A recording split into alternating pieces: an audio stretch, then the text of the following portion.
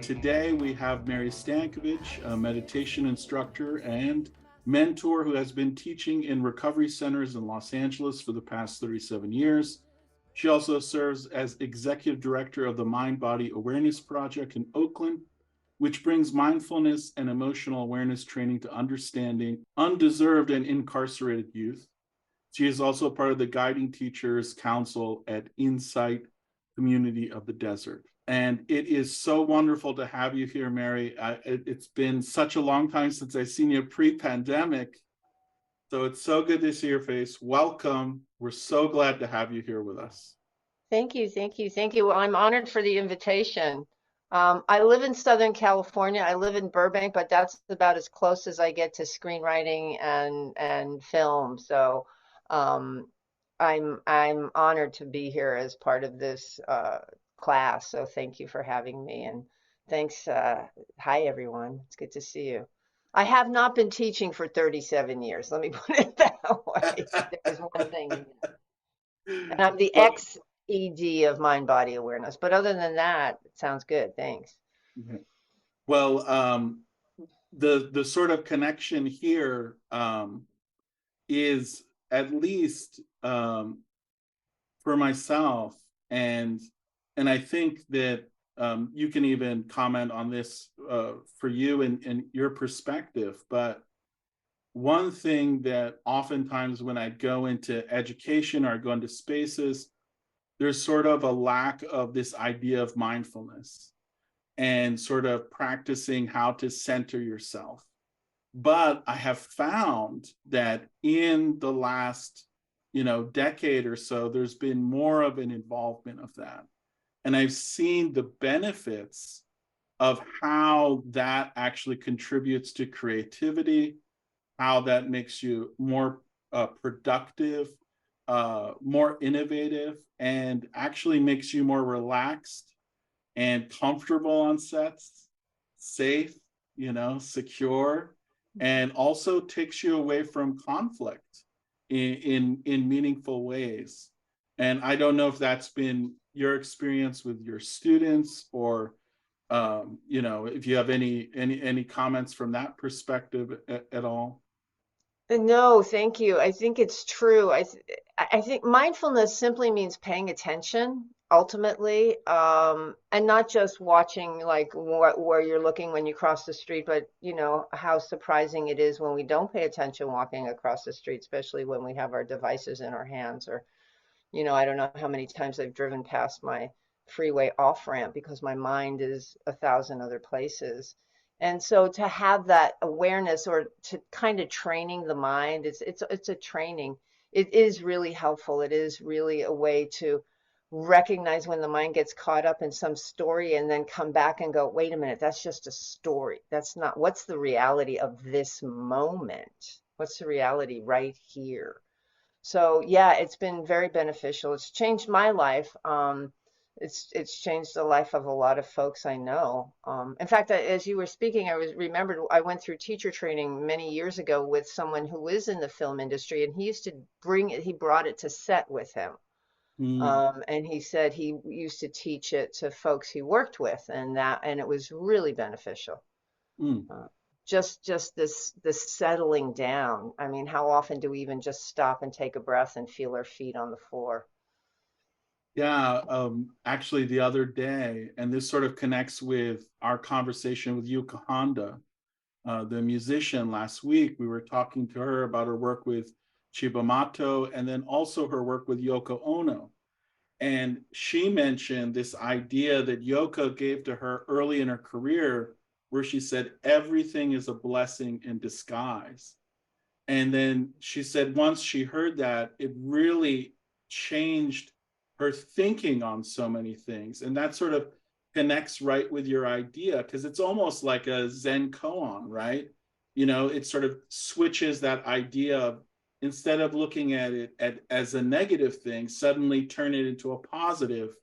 And then what is it? Is it actually true or not? Right.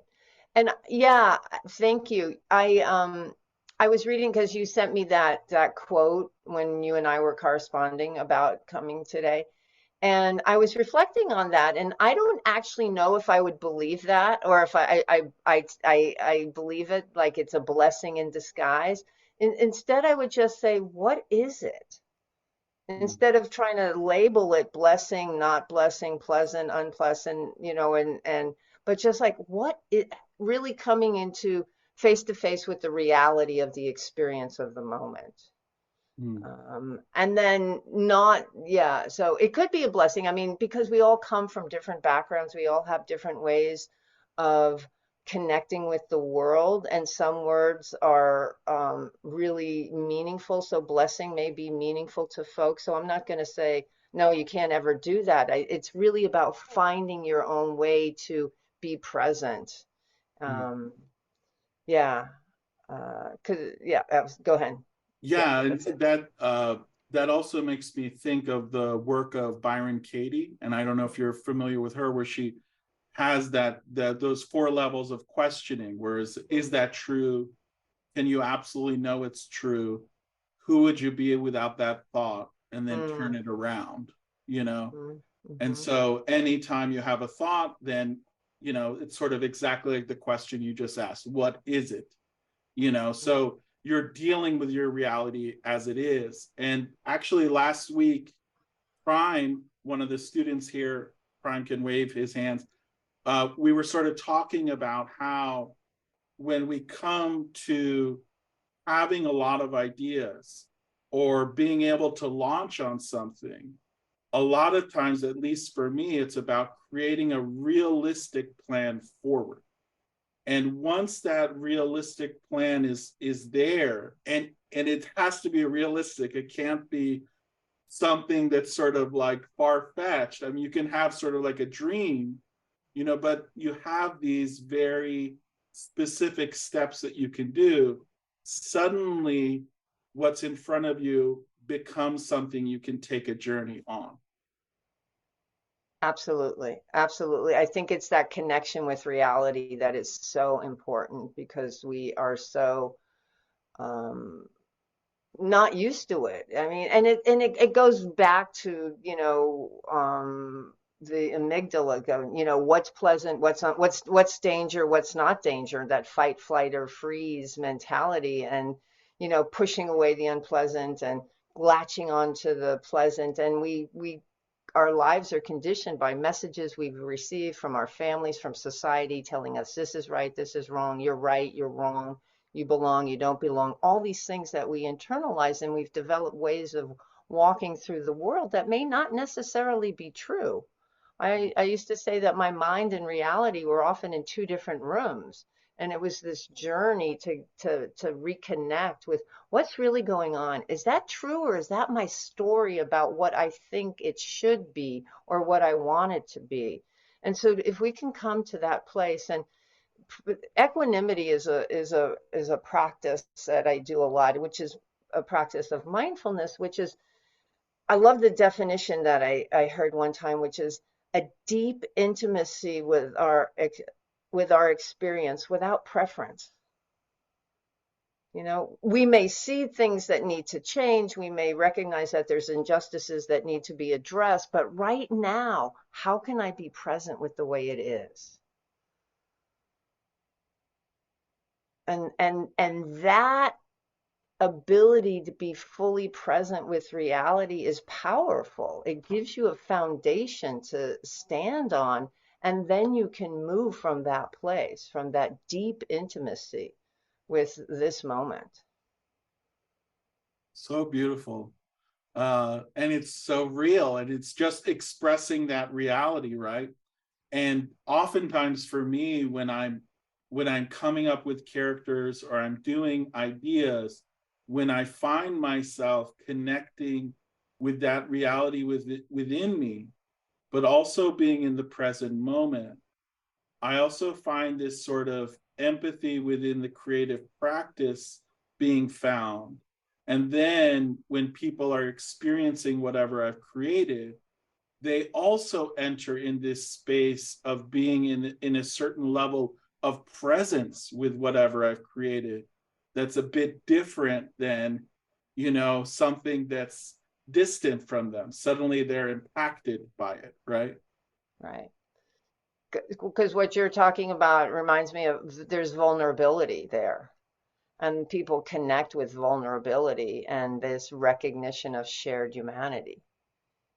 So even if their experience is not the same, the feelings or emotions are something they can connect with. And that makes me want to share a piece that we were doing together in a film that I'm working on right now, which was the After High School and Saying Goodbye project. And you were the first person that responded, and I created a little snippet from what you did. And just to let everyone know, and all of you can participate in this film too, but it's sort of this idea that I've come up with during the pandemic and post-pandemic to connect with humanity outside. And also, like Kesiana, when you don't have the ability to go out and be somewhere else with your camera, can you actually be a virtual director? And can you create something out of nothing? And so what I did was I just put a call out on social media to everyone in the world and said, would you like to be part of this film called After High School? And, just tell me 5 things about what's your life been like after high school. And Mary responded. And so I'm going to share that right now. After high school, I had no future and zero prospects. I am eternally grateful to my brother and his wife for sending me a plane ticket and getting me out of 1973 New York and into California, where I could land and start all over again.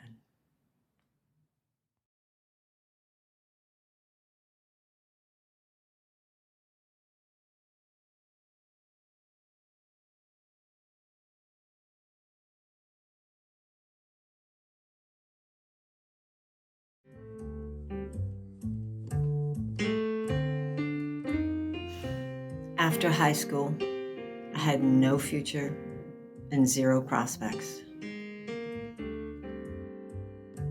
I am eternally grateful to my brother and his wife for sending me a plane ticket and getting me out of 1973 New York and into California, where I could land and start all over again. I love that piece. And you've made the film. It's already a success with just you being in it and having done that, because it's that kind of presence that you bring and that vulnerability to share that also makes it impactful, right? And it's the same exact thing that when I'm dealing with actors and we're doing a narrative film, that I'm actually encouraging them not to act, to actually do the opposite of acting, and really just to be in that moment, to have presence, to listen to one another, and to respond. And you do that so well.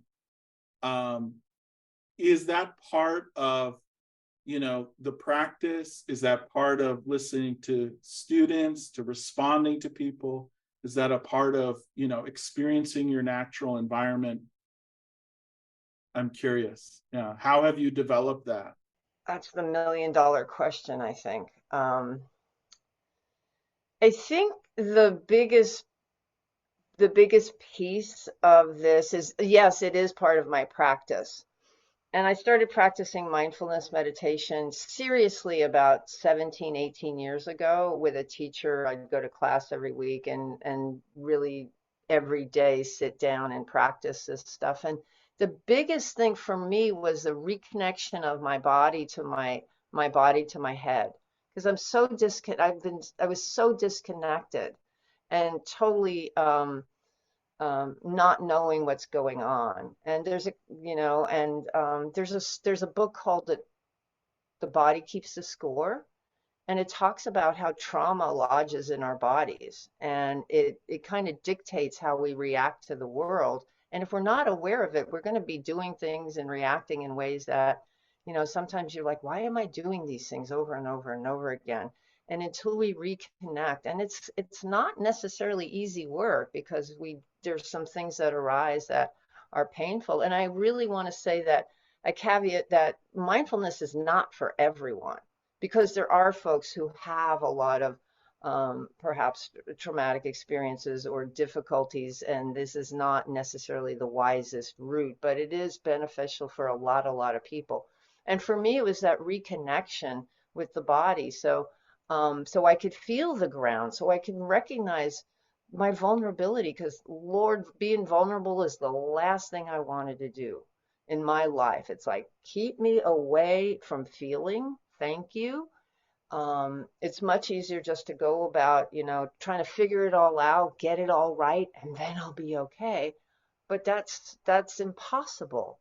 And so to be willing to break down those walls, I started teaching this thing called living with an undefended heart many years ago. Is like, how do I move through the world without these walls? Not stupid compassion, not idiot, not without boundaries, not without making sure people take accountability. It's not that, but it's like, not me with a wall around my heart. How can I touch my own vulnerability and compassion and have that wisdom and clarity that arises when I can reconnect? So just as an example, I was nervous this evening, so you asked me questions, and then I start getting up into my head, and then I like, okay, come back down, and I can sit, and I feel my feet on the floor, and I feel the butterflies in my gut and my belly, and I go, just let go, just let go, just let go, and then land again. That's practice. That's being willing to come back again and again and again, and recognize, oh, that story of you're not good enough, or whatever the story is. It's just a story. It's just a story that I've been fed and created in my mind that doesn't serve. So it's just not real. So there are a couple things that I heard there. One was the breathing, the actually getting in touch with the nervousness itself, or the butterflies, acknowledging the butterflies, acknowledging certain body parts, that you're in your body, and that helped you actually be in the present moment. And the other thing, if there was a thought, and whatever that thought might be, to sort of question it or recognize that that wasn't necessarily reality. It was just a thought, and it would pass, or it wasn't true, and you let it go. Absolutely. Yeah, it's just habitual. Just you all probably recognize those same thoughts that come over and over and over again. And even if the people and the situation is different, it seems like it's the same story.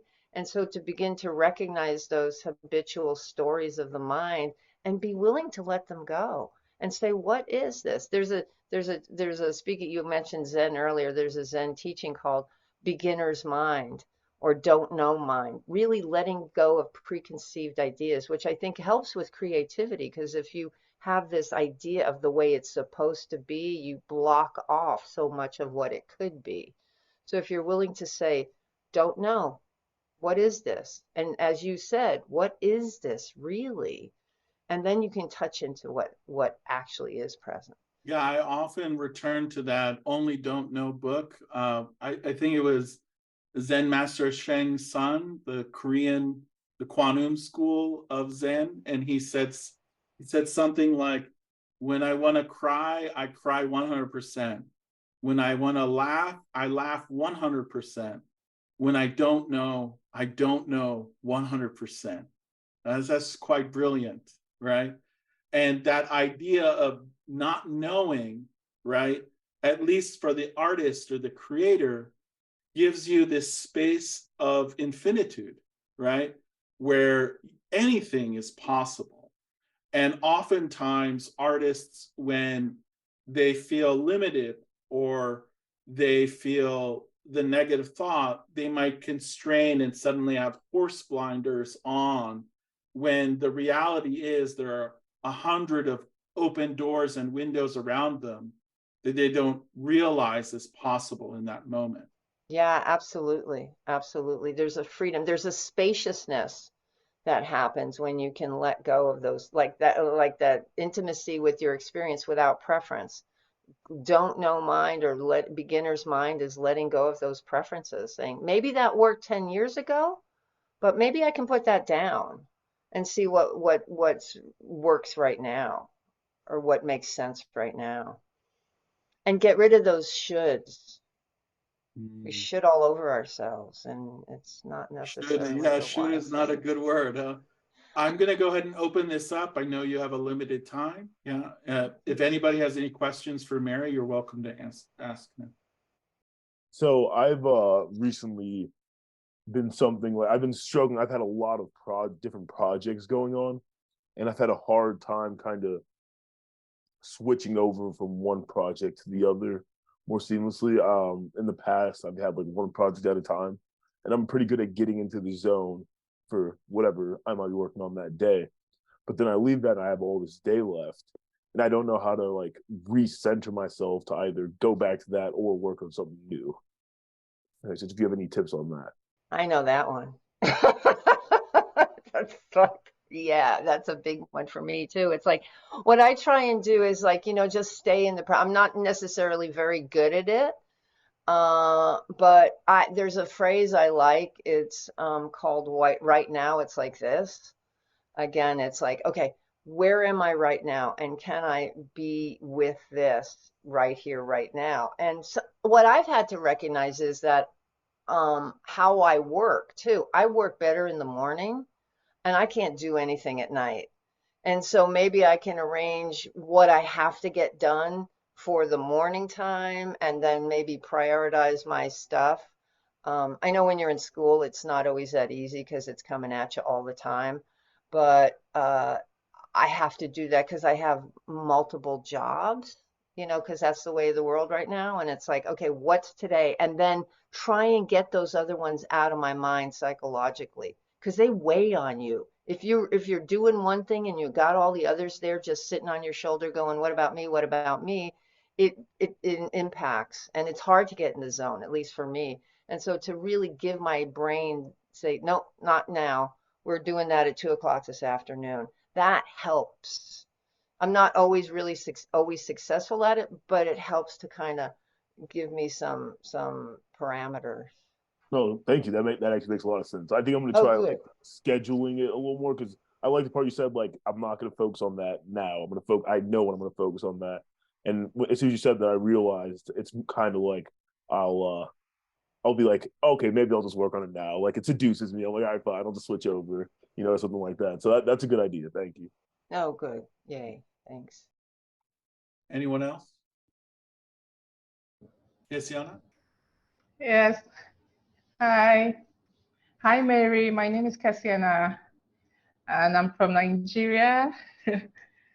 So I have a question. I was going through your website, and I saw mindfulness, underserved communities, and trying to serve them with equity, healing, and empowerment. And I think your website also spoke about responding to trauma with care and cultural sensitivity. And that kind of spoke to me because as an artist, we've always been faced with the question of who has the right to tell a story. As a Black woman, I don't want to feel like I can only tell Black stories. I want to be able to tell stories that I relate to personally as a human being. So how mindful can I be? How do I bring cultural sensitivity when I tell story? Because it really limits you. When you think of, I want to tell a story, oh, okay, I'm not white. How do I tell the story? You start overthinking things. Do I relate to the story? Would they think I appropriated? Would they think I didn't serve the story enough? So how mindful can I be when it comes to being creative, when it comes to cultural sensitivity?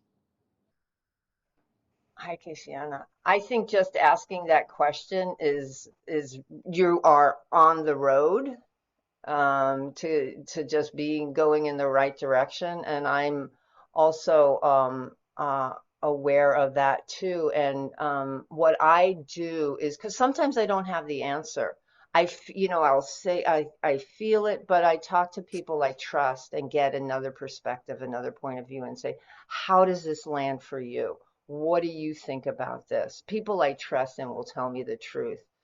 And white friends, black friends, all kinds of friends, and say, tell me, am I going in the right direction or not?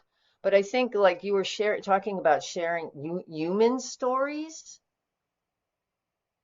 just tell the human story. I think, and but I like your concern or your willingness to bring that into your reflection on when you're telling a story is going to take you miles. So yeah, I just always try and ask somebody else for some perspective, and then they'll say, "Hey, you're fine," and I'm like, "Okay." And then I go, I can't really be fine because I always self-doubt, and then I'll have to ask somebody else. But you know, thank you. Thank you so much. Yeah. We have time for a few more questions. Anybody else?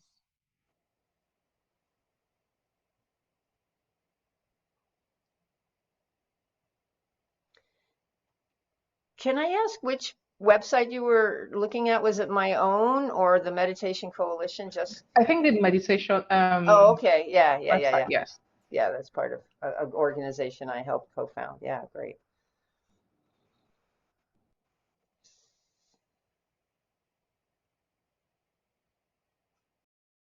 Um, if no one else has questions, I'm going to keep asking questions, but at least a few more. But I do want to talk about the one thing I mentioned in the beginning, which was last night. One of my friends texted me and their car wouldn't start. So I rushed off to them, got jumper cables, started the car, and they were fishing at a pond. And they said, would you like to come sit down with me while I, finish fishing? And I said, sure. And I sat down, and then suddenly we saw a shooting star together. And, there was this sort of moment. And I remembered Yuka Honda and Yoko's statement of everything is a blessing in disguise. And I said, oh, wow. I wonder what Mary thinks of the shooting star in this moment, that this car that wouldn't start, suddenly it offered this opportunity, or this idea, maybe another way of putting it for all of our artists out there, all of our creators, that sometimes the accident becomes such a blessing on the film set, or the improvisation suddenly leads you to a new discovery, or the writing that you thought was a block suddenly gives you a whole new perspective on the character. And I was just curious what you thought about accidents suddenly being the breakthroughs in life. Oh, that's a beautiful story. Thank you.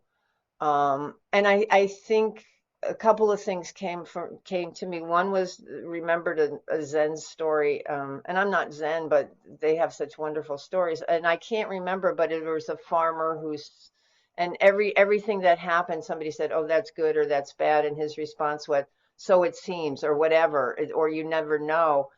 He just didn't have a preference.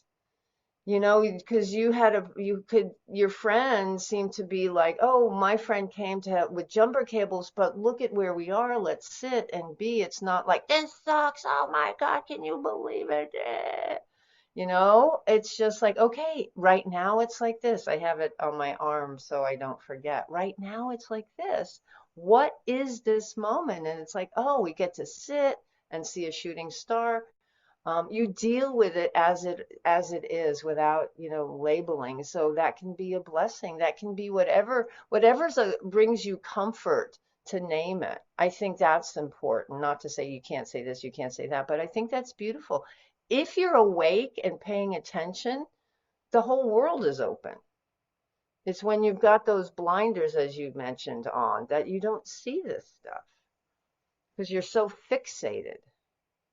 And is that also something when, we didn't get into this, but maybe this is a good place for us to end, this idea of conflict on the movie set. We're constantly in this high pressure situation where, you know, people are moving sandbags around and they feel like they need to get things done right away, and they're not necessarily in the moment, or they're very in the moment, and you know, things get heated.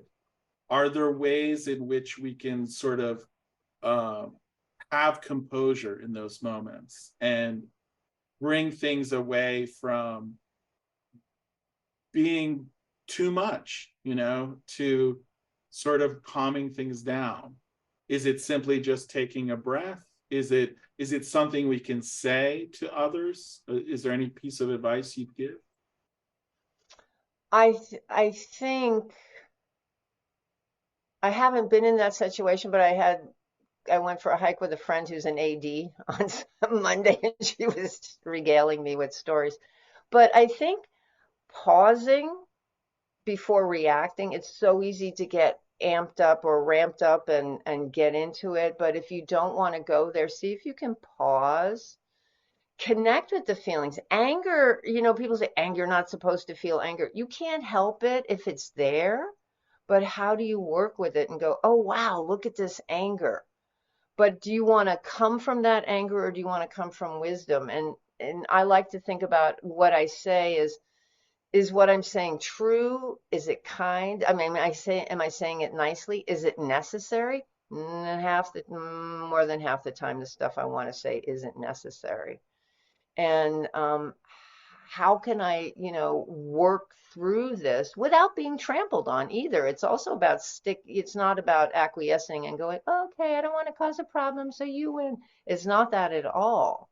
But it's about being true to yourself in a wise, skillful way without, you know, lighting more fires as best you can, because you can't control the other person. We don't have control of outcomes, but to just you want to come from a place that's wise and skillful. Can you say those questions once again? Is it true? Is it necessary? It true? Is it necessary? Is it kind? How are you saying it? In other words, is it the right time? Also, sometimes it's not necessarily the right time. So just to pause and go, okay, what am I going to say here? And acknowledge if there's anger, or acknowledge the nervousness, or acknowledge the feelings. You know, let them be there because they are. And breathe. Find your, I'm a big fan of finding your feet on the floor. You know, ground yourself. Hand on your lap, whatever it is, you know, holding hands, you know, connect with something, even touching something, breathing, whatever works. Thank you so much, Mary. I know you're pressed for time and you have another meeting to go to.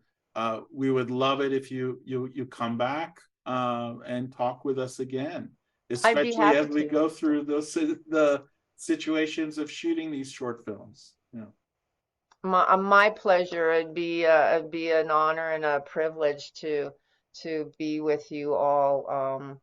I'm excited for you. This is a wonderful journey you're on, and my hat's off to you, because I think I'm the least creative person in the world, so I bow down to all y'all who are doing this. So thank you, my friends, and thank you, Pirooz, again, and I will see you later.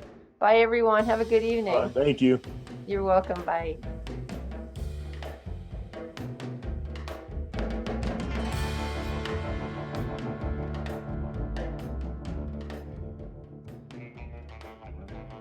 I was 13 when I saved my soul.